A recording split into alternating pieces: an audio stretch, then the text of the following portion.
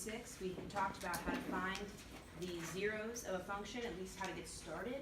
Using the rational zeros theorem, we could find at least a list of possible zeros or x-intercepts, real zeros or x-intercepts, which happen to be rational numbers. And the way we did that was by looking at the factors of the constant, the factors of the leading coefficient, and making possible ratios, all possible ratios with different signs. Once we did that, we then tested those possibilities using synthetic division or by plugging in those numbers into the function for x and seeing if we got 0.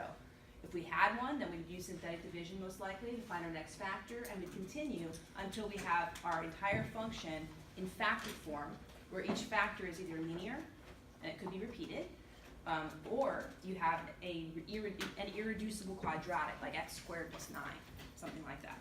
But then in 2.6, where we left off, we talked about how you could then take that factor, that irreducible quadratic over the real number system, x squared plus 9, for example, and you could set that factor equal to 0 and get two imaginary solutions, right? So we talked about in 2.6 how we would be asking you for not just the x-intercepts or the real zeros, but all zeros of a polynomial.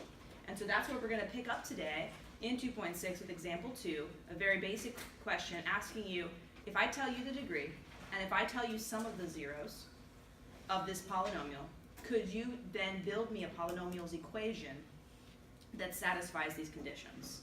Now, again, in this section, it used to be that you have to write it in factored form and then FOIL, okay, over and over and over again. The system should accept your factored form now, because we've talked to Pearson, and I think they're going to have that fixed. I've checked, and I think it's working. So hopefully you'll be able to leave it in factored form. But if MyMathLab has some glitches in it, that's probably what it is still. They would want you to FOIL it out. So let me show you what I mean here.